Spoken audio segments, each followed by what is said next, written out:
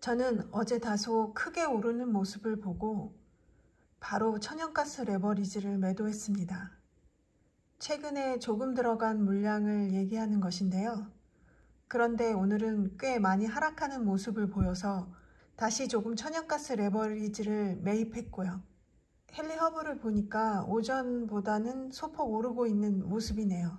천연가스 그래프를 보니 옆으로 기어가면서 다소 고개를 아래로 숙이고 있는 모습이네요.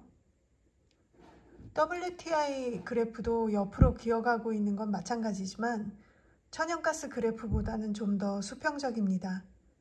어디로 향할지 더욱 가늠할 수 없는 모습이죠. 오늘 뉴스는 주로 국내 소식이 많네요.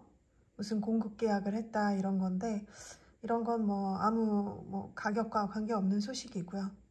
여기 하나 천연가스에 대한 기사가 있네요. 보겠습니다.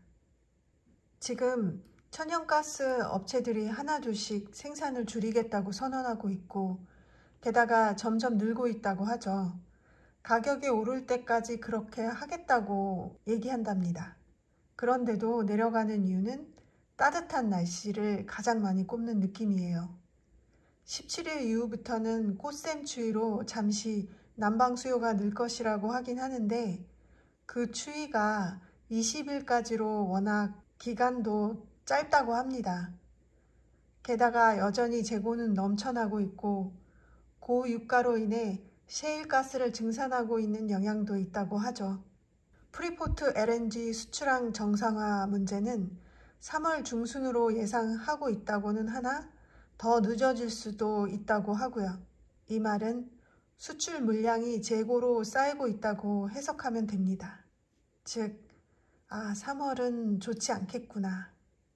오늘 하락하는 모습을 보고 아까도 얘기했다시피 천연가스 레버리지에 다시 들어가기는 했지만 큰 수익 바라지 않고 어느 정도 오른다면 일단 오늘 물량은 정리할 예정입니다.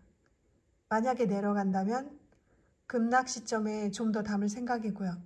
크게 봐서는 역사적 저점이라고 생각하기 때문입니다. 그래서 어제 레버리지를 매도하고 다시 인버스를 담지 않은 이유이기도 하죠.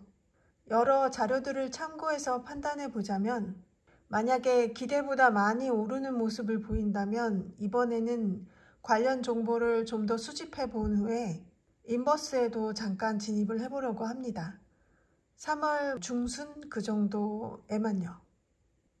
그리고 WTI는 워낙에 2달이 넘게 횡보 중이에요.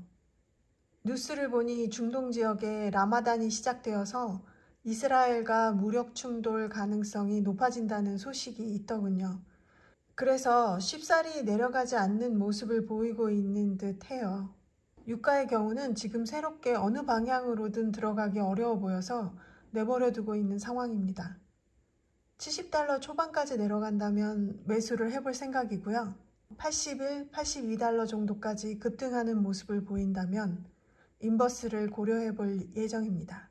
물론 주변 뉴스나 정보를 수집한 후에 말이죠. 오늘은 여기까지.